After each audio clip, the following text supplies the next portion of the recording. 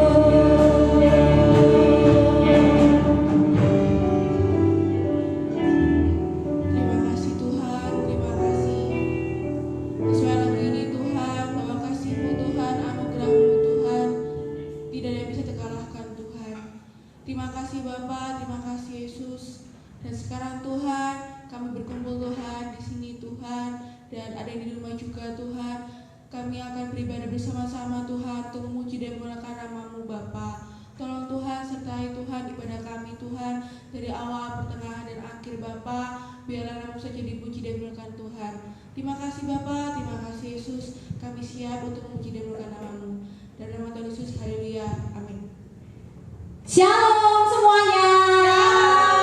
Buat adik-adik yang ada di rumah juga, semuanya ikut memuliakan nama Tuhan. Kita beribadah, kita bersukacita pagi hari ini. Karena apa? Karena Tuhan Yesus sayang dan cinta kepada anak-anak semua.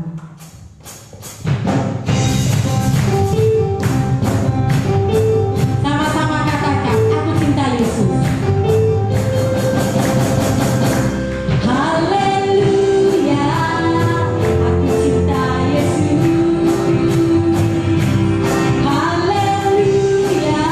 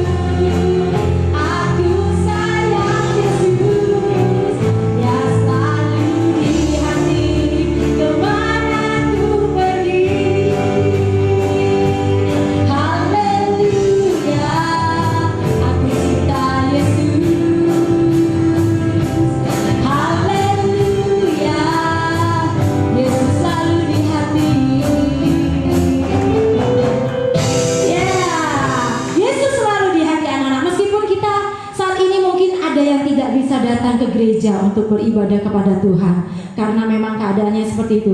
Tapi anak-anak yang di rumah yang saat ini juga mengikuti ibadah pada saat pagi hari ini, semuanya bersuka cita dan selalu ada Yesus di dalam hati anak-anak. Amin.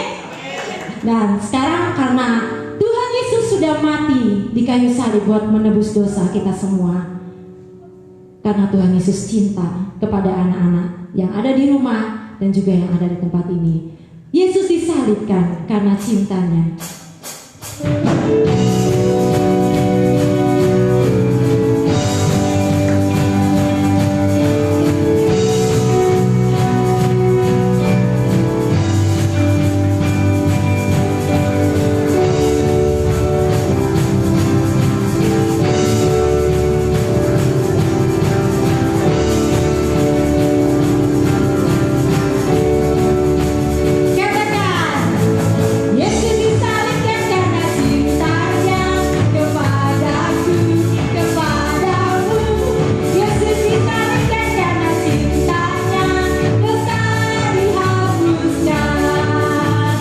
Yesus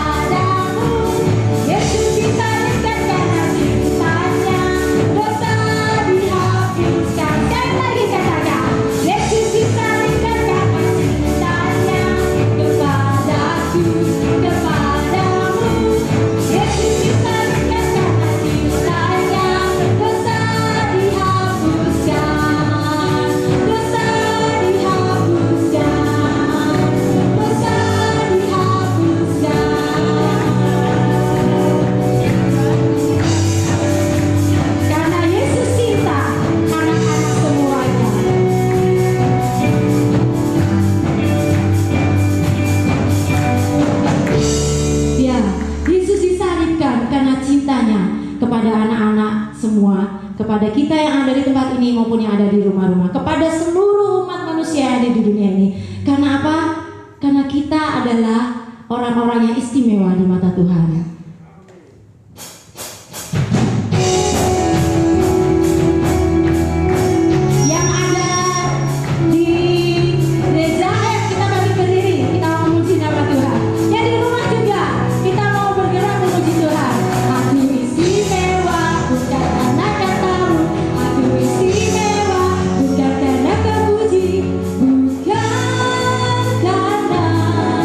Kuat dan hebatku,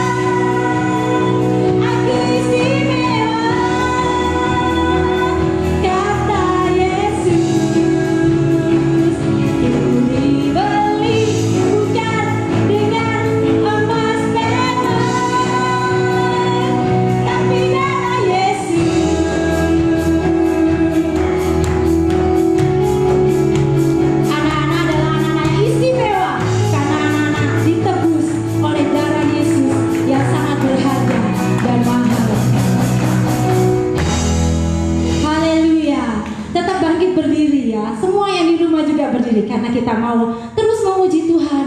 Kita akan bergerak badan kita untuk memuji Tuhan. Karena kita adalah orang-orang istimewa di mata Tuhan.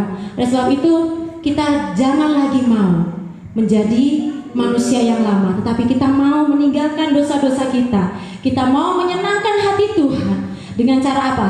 Dengan cara hidup sesuai dengan kebenaran firman Tuhan. Katakan bahwa Yesus adalah pilihan kita dan kebenaran kita sampai selama-lamanya.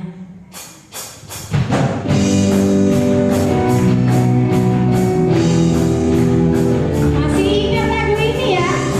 Yang di rumah.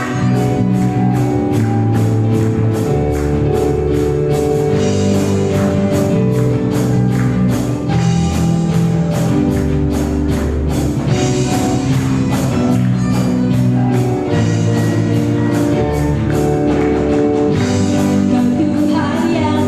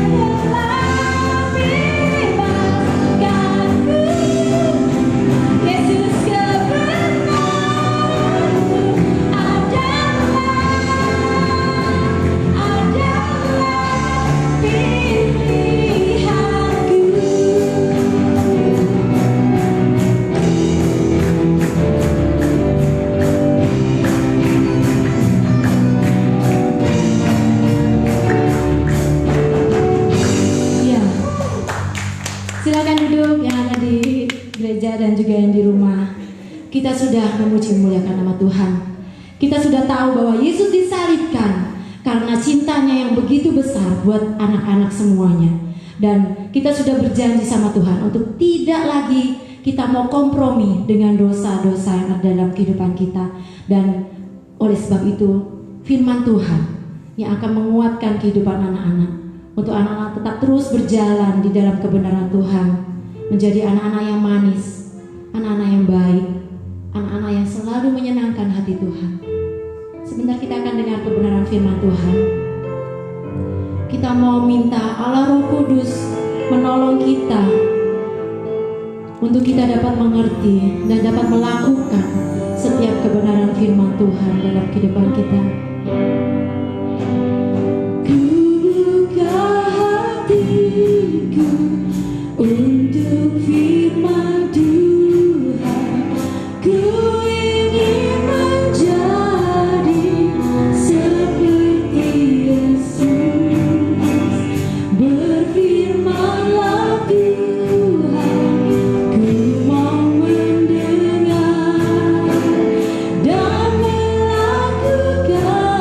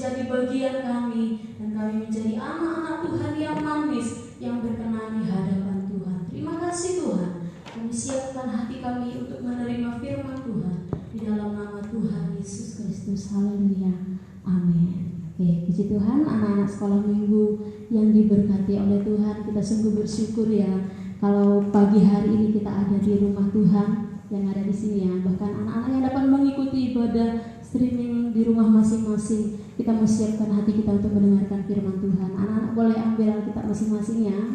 Boleh ambil Alkitab atau HP juga boleh. Kita mau membaca kebenaran firman Tuhan dulu. Kita buka di dalam Lukas pasal 24.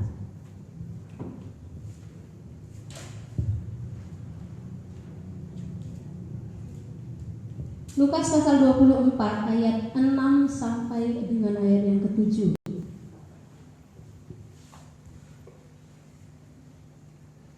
Anak-anak di rumah dan yang ada di gereja boleh kita baca bersama-sama ya.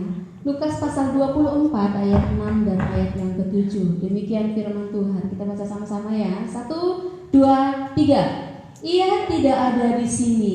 Ia telah bangkit. Ingatlah apa yang dikatakannya kepada kamu ketika ia masih di Galilea, yaitu bahwa Anak Manusia harus diserahkan ke tangan orang-orang berdosa dan disalibkan, dan akan bangkit pada hari yang ketiga. Satu lagi ya, 1 Korintus 15 ayat yang ke-7. 1 Korintus pasal 15 ayat yang ke-17. Ya, ayat yang ke-17. 1 Korintus 15 ayat yang ke-17. Demikian firman Tuhan. Jika Kristus tidak dibangkitkan, maka sia-sialah kepercayaan kamu dan kamu masih hidup dalam dosa. Ya, itu firman Tuhan tadi yang sudah kita baca. Kita bersyukur ya, walaupun keadaan dunia seperti ini, tetapi kita tetap bisa merayakan Paskah bersama-sama. Walaupun ada banyak rencana-rencana yang kita sudah susun, baik lomba, baik CCA, baik pembagian hadiah-hadiah, dan masih banyak lagi ya. Tetapi Tuhan izinkan itu tidak terjadi ya. Tapi saya yakin bahwa sukacita Paskah itu tetap ada dalam hati kita semua anak-anak, bahkan guru-guru, bahkan orang tua yang ada. Ya, apa sih yang ada di hati anak-anak pada saat mendengar kata Paskah ya? Mungkin yang ada, yang muncul dalam hati kita, oh telur Paskah, oh ada game, ada CCA, ada hadiah-hadiah. Itu yang mungkin ada dalam hati anak-anak. Dan mungkin hanya sebagian kecil ya, mungkin banyak anak-anak sekolah minggu Paskah memperingati hari kematian Yesus. Tapi menurut Bu Esther ya, mungkin sebagian besar anak-anak yang ada dalam hati anak-anak pada saat mendengar kata Paskah, oh ada game, ada CCA. Dan yang paling sering diingat adalah tentang telur Paskah. Bahkan juga guru-guru sekolah minggu, nih banyak ya hasil kreasi guru-guru sekolah minggu tentang hari Paskah ini ya, menghias tempat telur. Kita jarang menghias telur ya, tetapi tempatnya yang dihias ya. Melihat kreativitas guru-guru, bahkan juga mungkin di seluruh dunia di gereja-gereja lomba menghias telur diadakan. Apa sih hubungannya Paskah dengan telur? Nah, dan bahkan juga ada yang menghias telur dan kelinci seperti ini ya. Telur dihias, kelinci-kelinci dihias, tempatnya telur dihias, keranjang-keranjang dihias. Apa sih hubungannya? Apakah ada hubungan telur dengan kelinci-kelinci sama keranjang Paskah ini dengan Paskah yang sesungguhnya? Ya, sebenarnya kalau hubungan secara langsung itu tidak ada, tetapi ada sejarahnya. Kenapa kok ada telur, ada kelinci yang dihias? Itu ada sejarahnya. Pagi hari ini Bu Esther ingin membagikan sedikit sejarah tentang telur-telur Paskah ini ya, dan kelinci ini. Ada sejarahnya kenapa itu dibuat, enggak moro-moro muncul seperti itu ya, enggak moro-moro ayo lomba Paskah, ayo lomba menghias telur, ayo kumpulkan telur di gereja. Enggak seperti itu, tetapi ada sejarahnya dan ada makna rohani di dalamnya. Oke, jadi pada abad permulaan ya, di Inggris itu ada namanya Dewi Eostre ya, atau di Jerman itu dikenal dengan Dewi Austro. Saya punya catatan ya, saya lihat sedikit-sedikit ya supaya nggak salah. Jadi Dewi ini, Eostre atau Dewi Austro ini dikenal sebagai Dewi musim semi. Ya, jadi Paskah itu biasanya dilakukan pada saat musim semi. Lah apa hubungannya Bu telur dengan kelinci-kelinci tadi? Ya, jadi musim semi itu terjadi setelah musim gugur atau juga musim dingin. Jadi pada saat musim dingin itu kan hewan-hewan ya, binatang-binatang itu nggak mungkin mereka berada di luaran seperti itu, tetapi mereka bersembunyi semua di tempat persembunyian. Apa gunanya? Supaya nggak kedinginan, supaya tetap bisa bertahan hidup. Dan pohon-pohon juga daunnya itu berguguran semua, daunnya berjatuhan sampai gundul gitu ya. Jadi setelah musim gugur, musim semi itu, musim dingin itu berlalu, maka muncullah musim semi. Ya, musim semi disitulah tumbuh tunas-tunas baru, daun-daun baru, dan hewan-hewan, binatang-binatang yang ada di tempat persembunyian tadi mereka keluar semua. Ya, jadi di situ bisa dikatakan ada kehidupan baru yang muncul kembali. Seperti tadi Wester katakan bahwa muncul tunas-tunas baru pada pohonnya, tunas-tunas kecil, tunas-tunas muda muncul. Ada kehidupan baru lagi terlihat di situ. Bahkan juga hewan-hewan yang tadinya bersembunyi sudah keluar semua, memulai aktivitas lagi di luar. Dan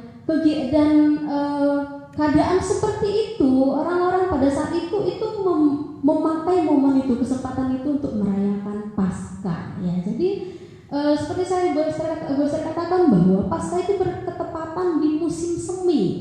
Nah, makanya ada kehidupan baru muncul di situ. Terus apa hubungannya dengan telur dan kelinci? Ya, pada abad pertengahan ya, tadi pada abad kita sama-sama belajar ya. Memang banyak latar belakangnya. Boyster akan kasih penjelasan sedikit bagi kita sesuai yang Boyster pelajari. Jadi pada abad pertengahan itu juga tradisi pembagian telur-telur ini sudah dilakukan ya. Mulai pada saat abad pertengahan itu di Inggris ada di situ, ini termasuk dalam catatan sejarah ya.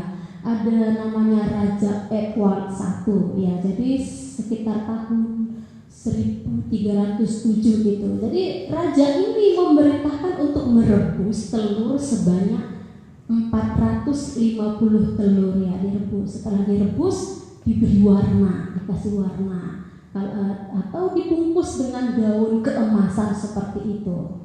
Nah, setelah dibungkus, setelah dihias telur itu, setelah diwarna, maka dibagikan kepada orang-orang yang ada di dalam kerajaan. Dibagikan ke semua orang-orang yang ada di dalam kerajaan itu, khususnya buat para pelayan-pelayan, tetapi bagi semua juga. Dan anak-anak juga diberikan pada saat itu. Dan maknanya pada saat itu diberikan telur itu sebagai hadiah Paskah buat mereka. Dan pastinya juga ada hadiah-hadiah yang lain. Nah, terus itu sudah menjadi tradisi ya, tradisi di sana. Dan sampai tradisi pembagian telur itu sampai ke Asia, sampai ke Indonesia, sampai ke Surabaya, sampai ke Ambulu, sampai ke Philadelphia Ambulu. Nah, tradisi itu sampai ada saat ini dan sampai ada di tempat kita. Kenapa sih harus telur ya? Jadi telur setelah menetas ada muncul kehidupan ya, kehidupan baru. Kenapa harus kelinci? Ini di sini tadi ada kelinci, mana tadi?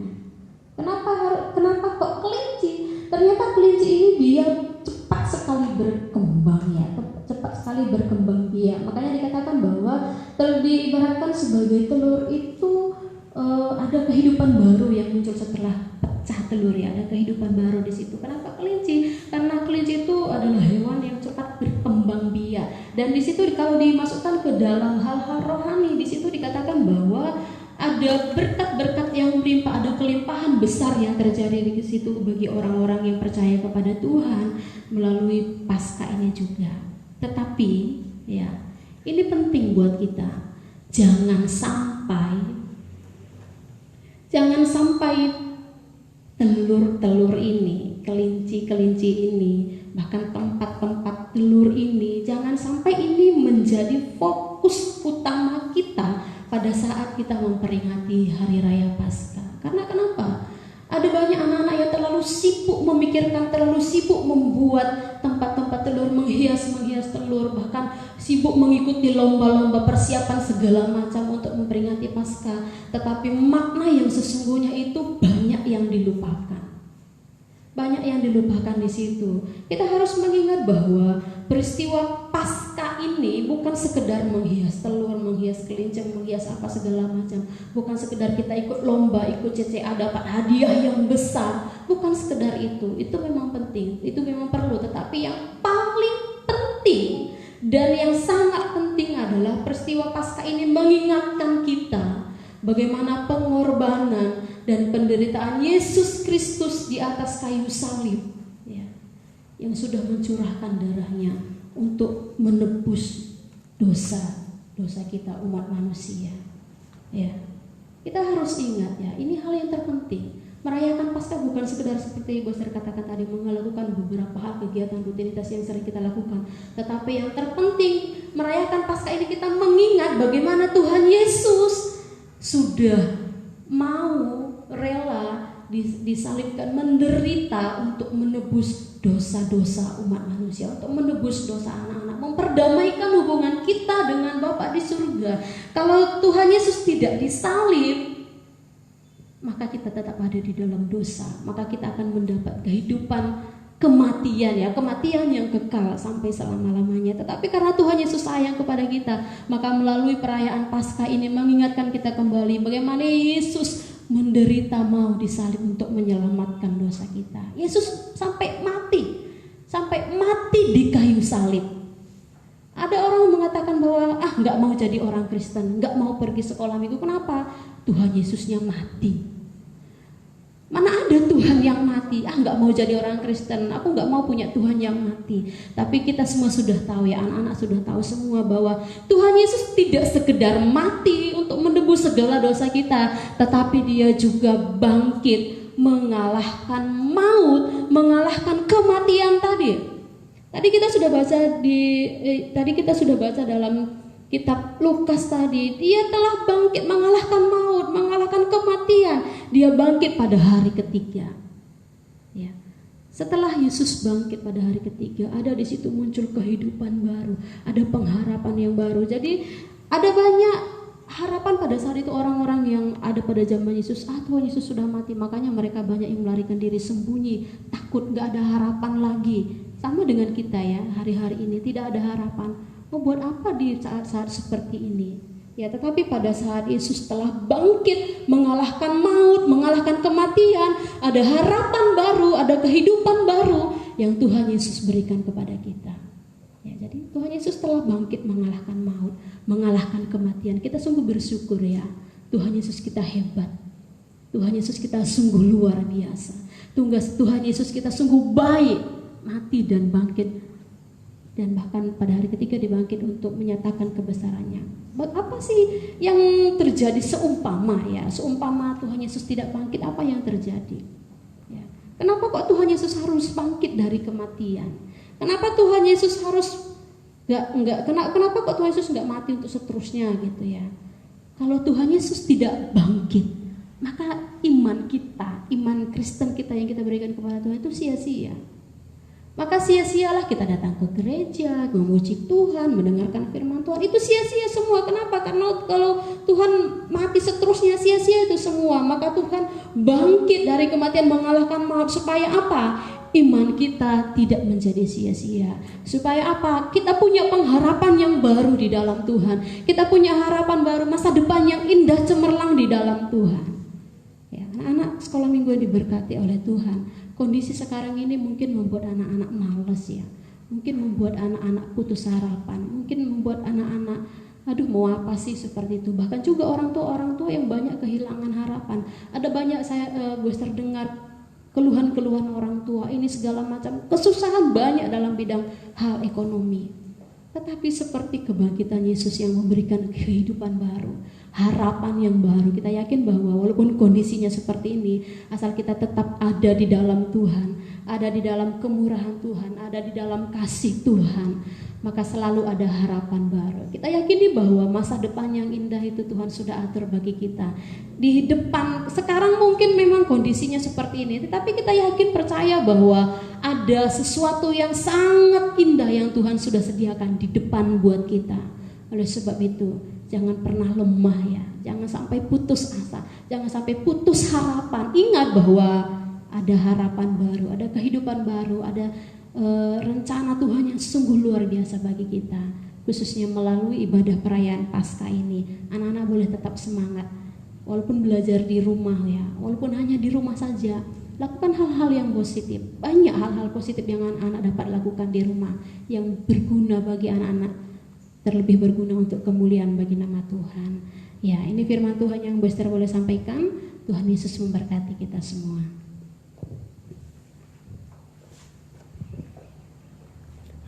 Ya, anak-anakku sayang yang ada di gereja maupun yang ada di rumah ya, kita sudah mendengar kebenaran firman Tuhan, kita sudah memuji nama Tuhan.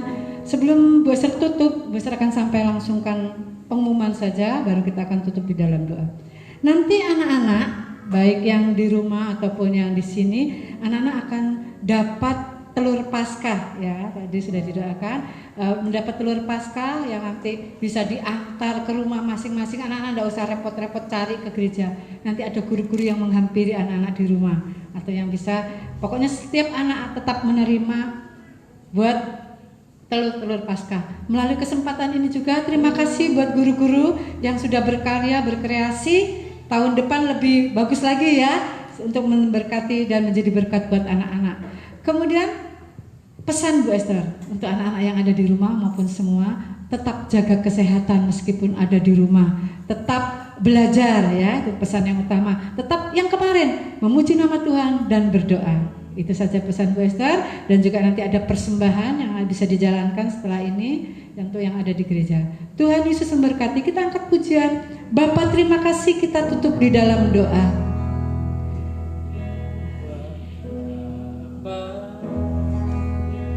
Terima kasih Bapa, terima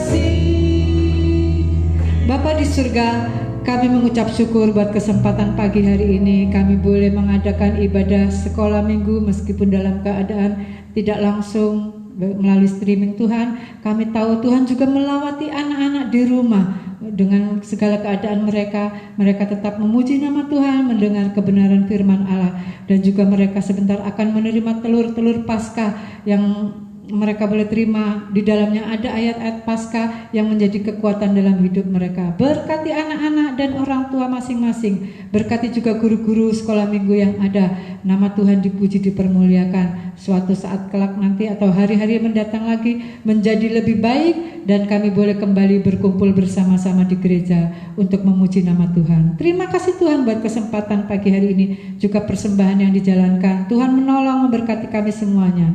Terima kasih Tuhan. Kami tutup sekolah minggu di dalam nama Tuhan Yesus Kristus. Haleluya. Amin. Selamat siang pagi. Tuhan Yesus memberkati. Muah.